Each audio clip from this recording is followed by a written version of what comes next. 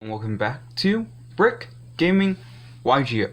I'm back today with another deck profile. Today I'm going to be updating my Alien deck. And since last time I worked a lot, I did a Twitch live stream on Friday, and that really helped out, so I've improved the deck since then. And if you want to check out my Twitch live stream, I'm going to be doing a live stream this evening at 3 p.m. I'll include all the details down in the description and also in the comments of this video so that you can find it either way. But my username on there is basically BrickGamingYGO1. And you should just be able to type that in and you'll find my Twitch channel. And I will be live streaming today at about 3 p.m. So, first off, I'm going to be talking about Ammonite. Ammonite is like pretty much the best card in this deck. He's a 3-up, super good. He's your monster reborn. The only condition is that the monster dies during the end phase. But outside that, you can use that monster for just about anything, and it makes it really strong. Then I play triple Shock Trooper. Shock Trooper is a target for Rescue Rabbit, and I'll be talking about Rescue Rabbit very shortly. Then I play double Kid. Kid is the one that places A counters on all monsters special summoned to your opponent's side of the field, and they lose 300 attack for each counter on them. But he just allows you to get more counters on the field, which is really the whole point of this deck, because you control your opponent's gameplay with counters. Now I play one warrior. This is going to get boosted up once I get my second warrior in. But when he's destroyed, he places 2 A counters on the monster that destroyed him, and it has to be by battle. If it's by card effect or if he's sent to the graveyard, he doesn't do anything.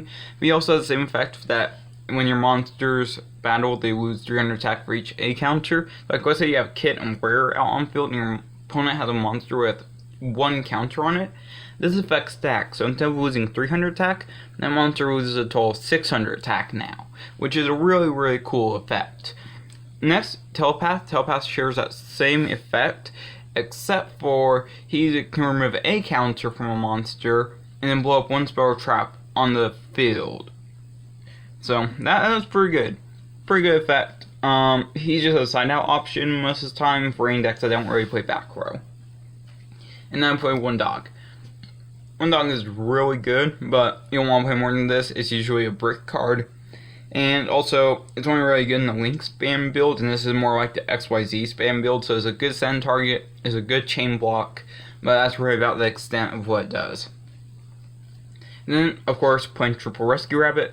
Rescue Rabbit is really good in this deck. It allows you to grab Shock Trooper, just really broken. You want C3 all the time. It's really good. And if you draw into more M-Frame and discard, then place A counters on the field. And I'll talk about M-Frame when we get into the links. Then play double Kage to Kage. This just allows you to make rank 4s more easily. And it's just super good in the deck. This allows you to go further into your deck and into your combos. Then, finally for the monsters, I play triple Ash Blossom. Ash Blossom is really good just because it can stop your opponent, and it could make the game a little bit slower, which will give you a chance to catch back up in the game in the mid game, which can be really powerful. Now before I get into the spells, please like, comment, and subscribe. If you're not subscribed, please subscribe. It means a lot. I'm trying to grow this channel. I'm doing video every single day for the next 14 days, and if I get a subscriber a day, I will be at 100 subs by the end of this series.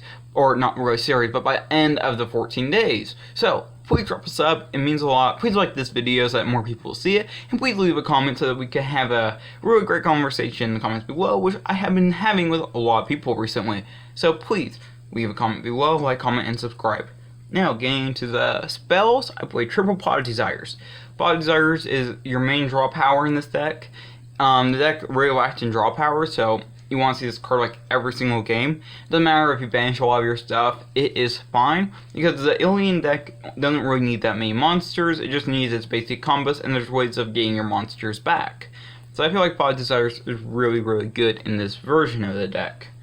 Then I play triple A-Cell Recombination. A-Cell Recombination is the card that allows you to place A counters on any monster on the field, send an alien monster from your deck.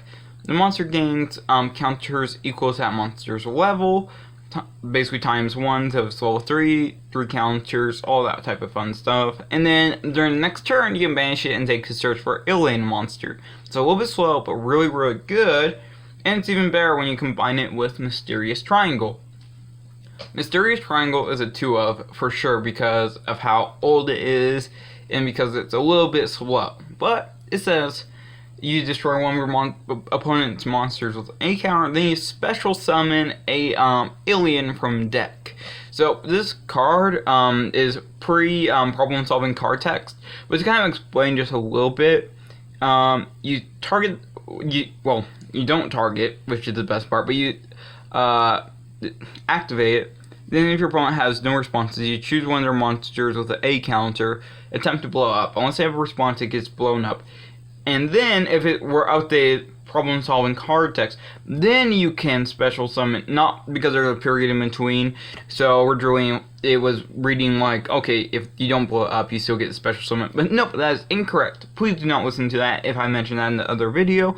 But then if you do, that's what it's supposed to say. Then if you do, you can special summon one level 4 alien from your deck. So yeah, really, really good, but very, very slow. Now I played Double Code A Ancient Ruins. This is your Monster Reborn deck. It allows you to remove A counters from anywhere on the field, soft once per turn, to reborn one of your alien monsters from your graveyard. And then best part is that each time one of your alien monsters is destroyed, you get to place an A counter on this card. So like, let's say your opponent had a monster with 4 A counters on it, and you had 2 Code A's. You could go Code A, special summon 2 level 4 monsters back from your graveyard 2 level 4 aliens, and then you have a free XYZ. This card is super busted. The reason I'm not playing it at 3 though is because it's a really bad brick. If you're going first or even early game, it's just a horrible brick. But once you start getting your board established, this card just becomes like one of the most broken cards, and you're just able to snowball into summoning out rank 4s, being able to do all your plays super fast. And now here's a tech card that one of my buddies introduced to me. Shout out to my buddy from Locals for kind of pointing this out to me. But Mausoleum of Light. Mausoleum of Light will let you get an additional normal summon of 1 level 1 Light Tuner, in addition to your normal summon that's set during that turn. So this allows you to easily make Trish in this deck. So like, let's say you have a Kid and a M Knight in your hand, and you have wrong card, and you have a Shock Trooper engraved, right? So first off, you can go ahead and normal summon Kid, then you're going to summon out M Knight.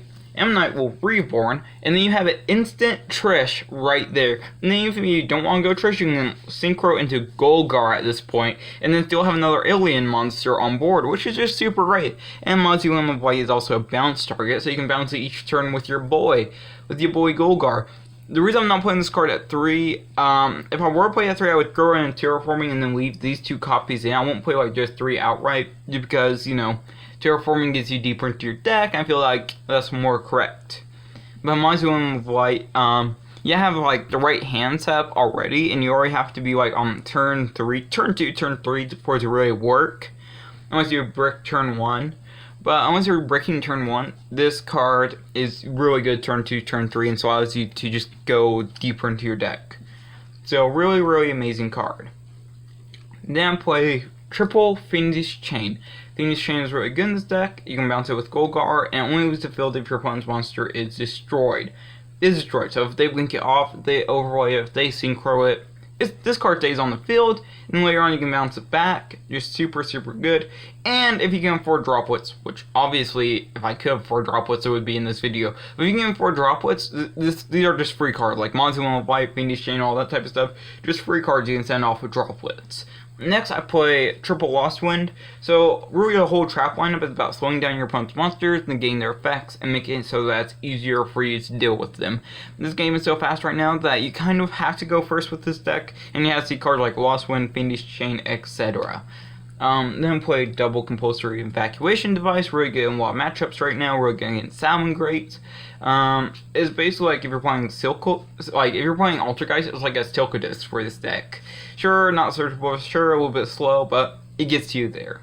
Then I play Double Floodgate Trapple, and testing this card's been really, really broken because unless your opponent's playing Sky Strikers, it just wins you the game. The game's over. You're sitting there with their monsters face down, and if it's like something like, trying to think about a good example, like if you go up against your dolls, it makes their first fusion, just book it face down permanently. That hurts that deck so much, like way more than most people would realize. like, even Compulsory hurts that deck probably less than Floodgate Trap Hole. So that's just my opinion on it. I'm going to bump it up to 3 just because of how good it is. Then I play Double Mass Hypnosis, which I'm waiting for, I've been going through my bulk, but I'm waiting for my Triple Nair Mint First Edition playset to come in. So, this is definitely a 3 in the deck, but the effect goes like, if you control Alien Monster, you can target, or you can take control of up to 3 of your opponent's monsters with A counters on them. So you can select basically three of your opponent's monsters with A counters during either player's turn, take control of them, and then you can start doing links, you can overlay them, you can do whatever you want with them. And the best part, if you have Golgar on the field, or if you have a way to Golgar, you can bounce this card back and then do it during the next turn all over again. So yeah, that card is pretty broken. Mass Hypnosis is probably the best card ever for this deck. Well, actually that might be an overstatement, but it's really, really good. And then one Gravedigger's Trap Hole. I do play Rafflesia in this deck. I think Rafflesia is really good going up against Salamangreats or Thunder Dragons or any deck that really just doesn't like activate all their effects in Grave, but also have a lot of hand effects.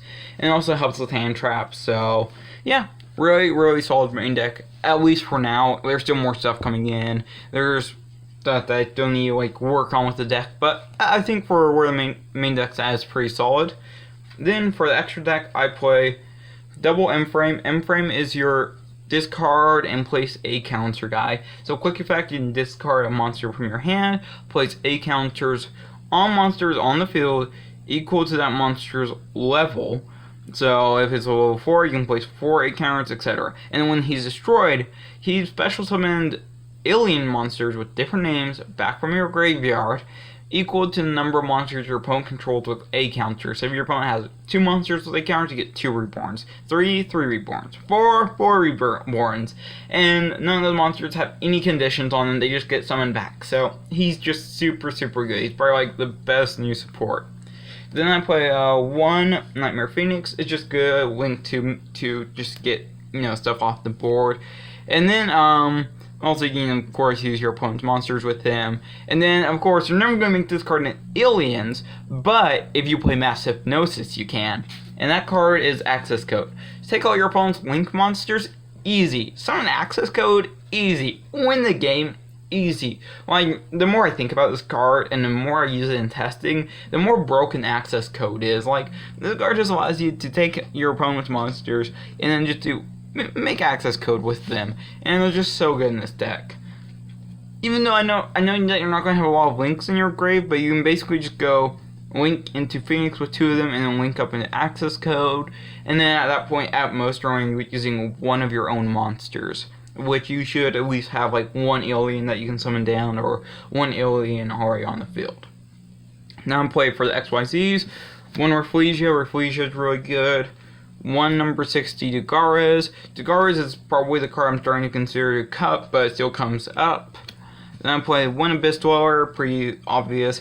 1 Digestible Emerald, pretty self-explanatory because it's a monster reborn for your normals, and it can shuffle back stuff, so it can make, you shuffle back your Shock Troopers, you shuffle back extra deck stuff, and then your deck just restarts from the beginning, but you only have so much more back row. That's what makes it so good. Then play 1 number 101 Silent Underarch. This card is just cute.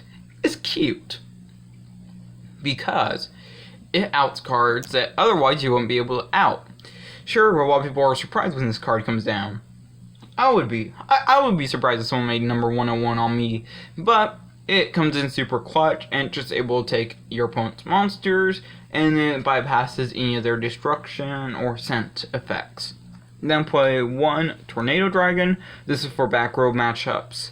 And then I play double King of the Feral Imps because it lets you search through your deck. And you make up to like 2-3 times per game. Usually at most it's 2, but just in case you never know. So I'll play at 2 just to be safe. Then I play double Cosmic Core Golgar. Golgar is super, super broken. Do not doubt the power of Golgar. If you are able to make this card, you should be in such a winning situation at that time. Because the only way you're going to make this card is if your opponent can't interact with you anymore. And if your opponent can't interact with you anymore, it's all downhill for them. It's all downhill. And Cosmic Golgar is going to be like the first card they see when they are about to, be out of the game. And then if you're really able to make this guy, can like once every 3 to 6 games. It just depends. Depends on the matchup, depends on what they can do. But when you're able to make Trishula just comes in clutch. It's so clutch in this deck. It outs so many cards. Like, the aliens themselves can't really out too much, but all the support and all the stuff they can go into, that's where you win the game. That's where you win the game, and I try to build a deck around stalling until you can get into that type of support and then winning the game from there. So if you guys like this deck profile, please like, comment, and subscribe. If you're not subscribed, you should definitely subscribe. It would mean a lot. And I will see you all in the next video.